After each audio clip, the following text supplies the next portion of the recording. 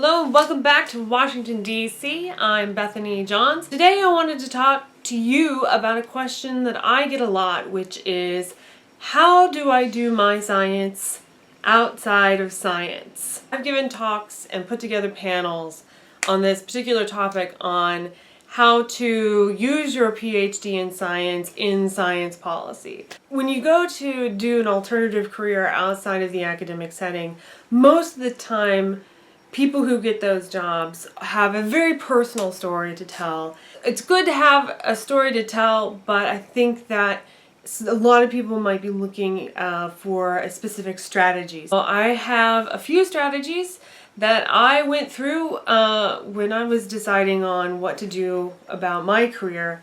So I'd like to share my top strategies for finding a career outside of academia. So advice number one, soul search. I like to give a really great quote by the famous David Foster Wallace. I was very fortunate to have heard these words live at my commencement address at Kenyon College. The real value of a real education, which has almost nothing to do with knowledge and everything to do with simple awareness. I'm asking you to get onto your Zen side and really be aware of who you are and what you think is fun, what is going to make you happy in your future. Is it really science? Is it going to be policy and politics? Really think deep down about what makes you happy and what's going to make you happy in the future. Step number two, take a real hard look at your resume or your CV. Don't have a current resume or CV? What are you thinking? You're a professional. You should have one of these. Use your resume to find areas where you have strengths and where you have weaknesses. So think, you've already done step number one and what makes you happy, where your Zen lies, where you want to be, what legacy you want to have. In your resume, notice where you have gaps. Step number three, fill in the blanks. So you've identified the areas of your resume or CV where you feel like you have not as much experience as what you think you might need. So what you've got to do is fill in the blanks. And so there's many ways to do that. First of all, education. So if you're still in graduate school, take advantage of where you are at a university and take more classes if that's necessary. Find areas where there are certificate programs. You might be able to find a certificate program in policy studies, which is what I did. Volunteering really does a great job at giving you experience.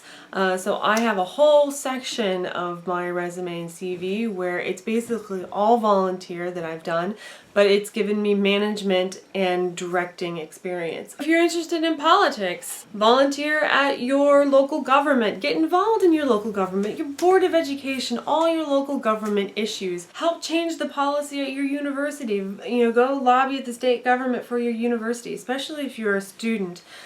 Students really have a lot of sway when it comes to lobbying. Also become a member of a professional society. If you know that the area you're going to go into is science, if that's what's going to make you happy, you need to be a member of your academic professional society. So for me, it was the American Astronomical Society and the American Physical Society, because I'm a physicist and an astrophysicist. I was also always interested in policy, and so I became a member of the American Association for the Advancement of Science, which is AAAS, and they do a great job at a lot of the things that are related to science and policy. If you're interested in writing, if writing's the way you want to go, there is a society, the National Association for Science Writers. Step number four is to write.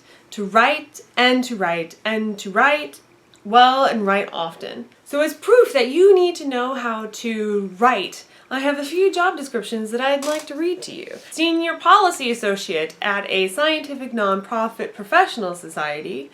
Excellent written and verbal communication skills required. This is for a government relations job at a nonprofit society. Outstanding written and oral communication skills, including significant public speaking, presentation development, and speech writing skills. This is for senior government relations manager at a nonprofit. They require excellent communication and writing skills. This is for a program assistant for a climate and energy program. Their qualifications and experience says Strong organizational abilities and good written and oral communication skills are needed. Director for Post-Secondary Education Policy. So if you want to work in education policy, this is for another nonprofit in Washington, D.C. And this one says, co-author and author policy papers, articles, op-eds, and other publications to advance policy objectives. Right there at the top. Write something. Maybe start with your resume or CV. So if you're thinking about an alternative career outside of science, one of the things I definitely don't want you to do is stress about it. I've given you 4 pieces of advice that I think is really helpful for you to think about your future and where you want to go. But the gist of it is, the moral of the story is, do what makes you happy. Because if you're passionate about it and you're going to do it, you'll find a way to make it work for you. If you've liked this video, please click like and favorite in YouTube. You can also follow me on Facebook and Twitter. If you have any questions or comments, please leave them in the comment section below. So thank you very much for watching this video, and with that, I yield back the balance of my time.